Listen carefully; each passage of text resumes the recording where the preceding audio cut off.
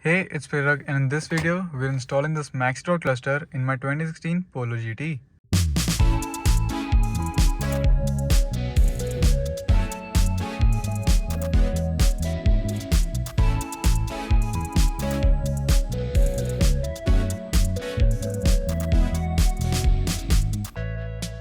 Now this cluster actually has a lot of names. It is also known as the MFA Plus, the Highline cluster, Polo 6R GTI cluster. So it has a lot of names. Basically, a Maxidot cluster is the cluster in which you have a menu with which you can change different settings of your car. Now as you can see, I have park assist, automatic park assist in my car, so it has that menu at the very top. Basically, these clusters just allow you to scroll through a lot of the settings for your car, and a lot more retrofits are possible after you have installed this cluster. So let's get straight to the installation and see how it's installed. Step 1 is to remove the top cover of the steering column. It is held into the cluster by 3 locks.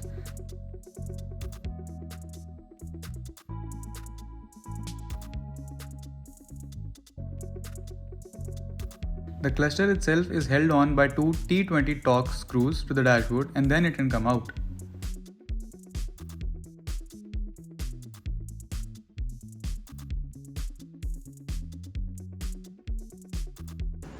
And now comes the part where we code the new Maxidot cluster.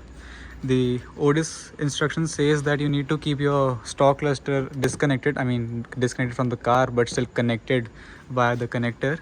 Have both the keys ready. One is in the car right now and the other spare one is here. The Polo GT variant never got 2 full keys. This is a spare plastic key. We need to keep both of them around. So now we are beginning the process of coding the cluster in. So this here is reading all of the stock data from the cluster, which this cluster was equipped from the factory, like the distance which this car has currently covered. All of this data will be transferred over to the new cluster. And I guess that's the reason we have it opened but not disconnected, so that we can swap it quickly. Yeah, so here it will now ask us to switch the ignition off and replace the cluster.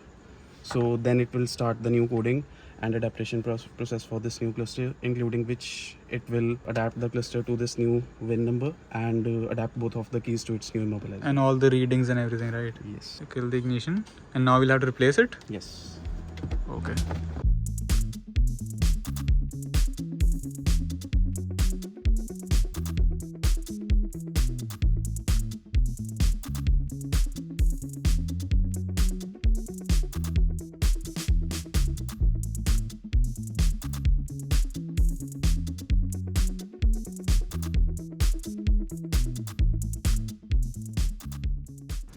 So cool.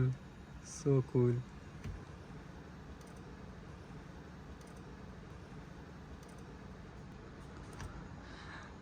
It's in German right now.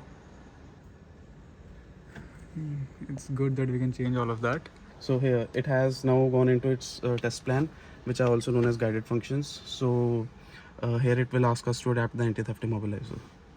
Okay. So now with the online access, the immobilizer has been adapted. So I think my car will start now if I turn the key.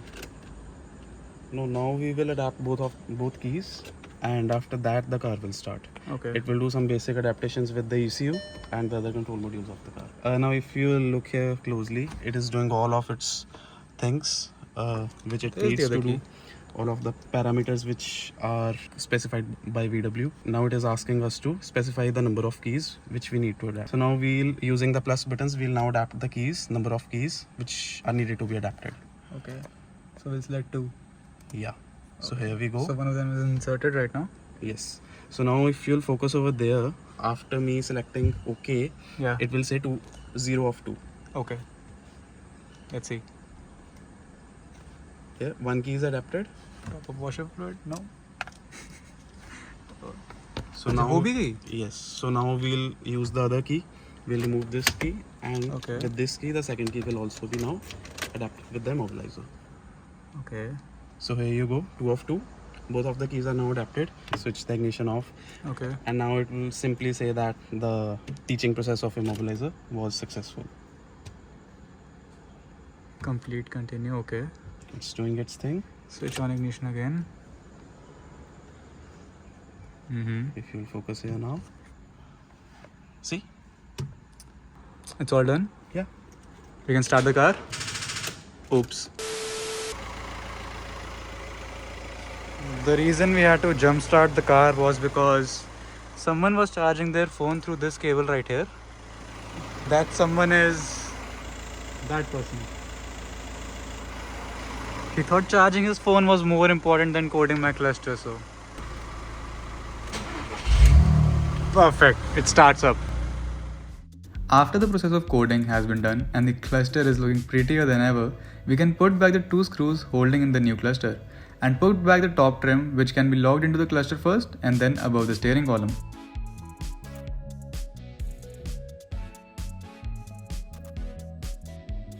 After enjoying the view of it starting up, we can use VCDS to code out the bulb out warnings by disabling the lamp diagnostics in the BCM and have an error-free cluster.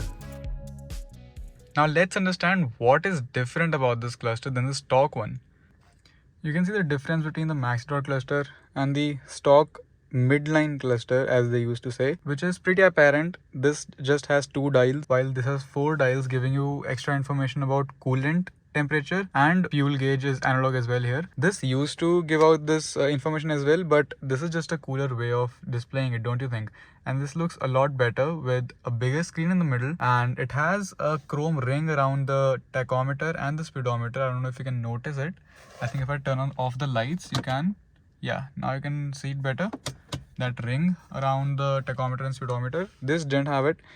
This overall looked good till you see this.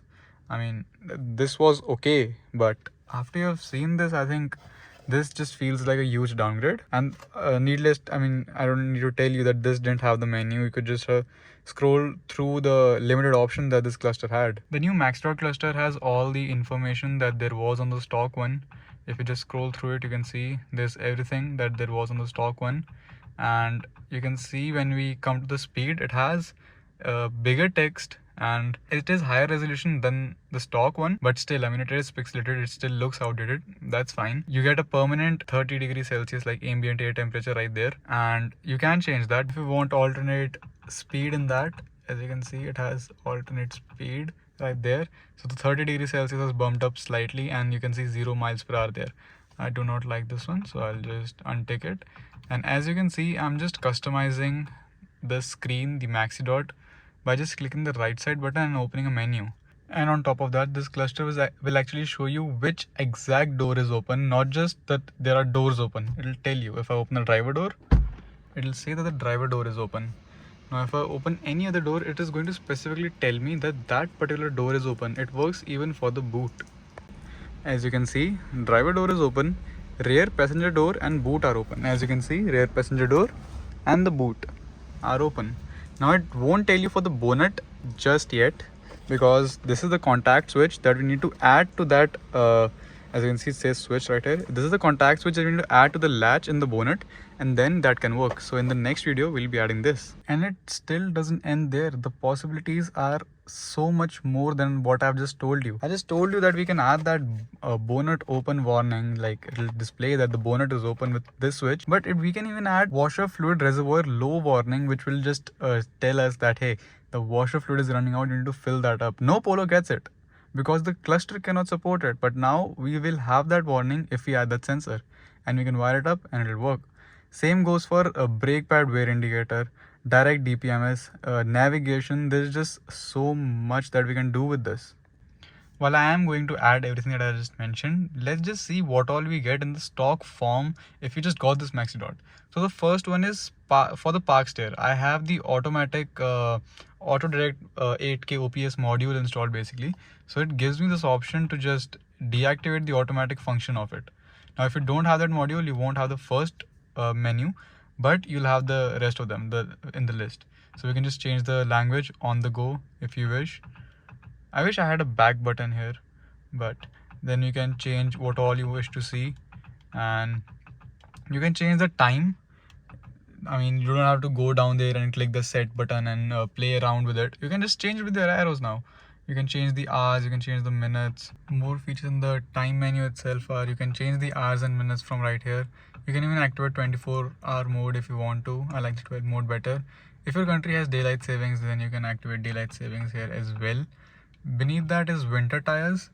If you have winter tires, you will probably they are higher section tires, and you won't be willing to speed a lot in that, but you know that you have installed winter tires, but maybe someone else drives your car, so you can activate the warning for it to remind the driver, whoever it is, that winter tires are installed and you should not go above, let's say, 50 km per hour or even 100 km, 80 km, any reading that you can install in this will be displayed above this certain speed has been crossed. Beneath that is units. You can change the units for temperature, consumption and distance, consumption per distance basically. You can change the units for that, and alternate speed display, as I showed earlier, just gives another display right here for speed.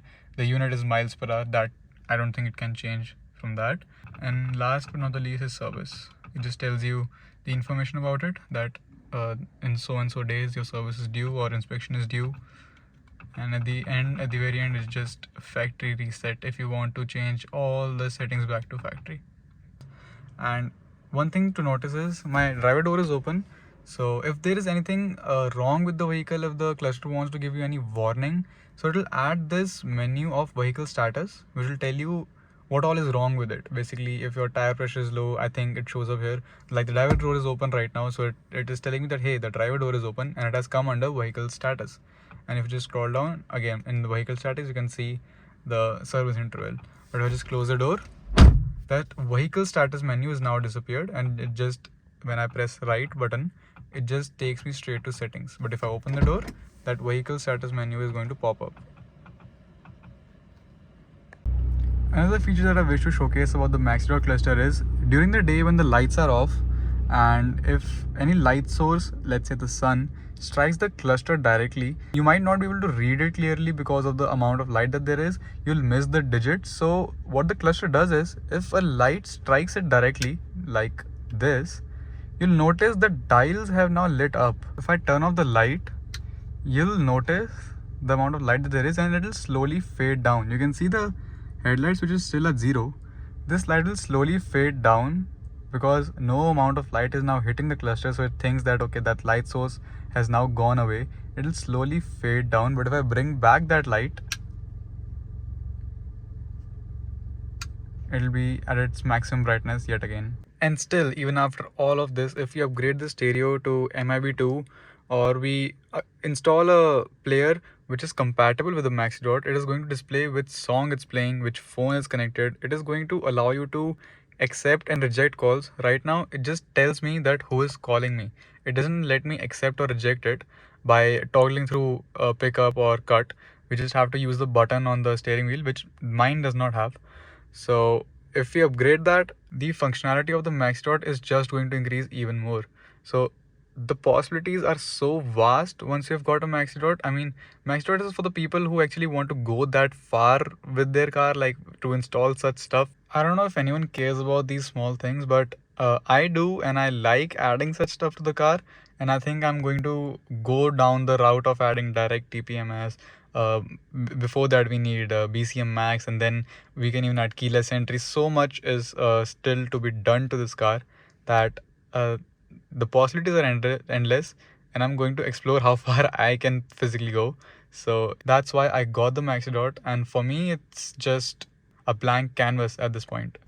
So that was all I wanted to share on the Maxidot cluster. Future videos will be around adding more and more things to it, which are now compatible with this car. So stay tuned. Thank you so much for watching, and see you next time.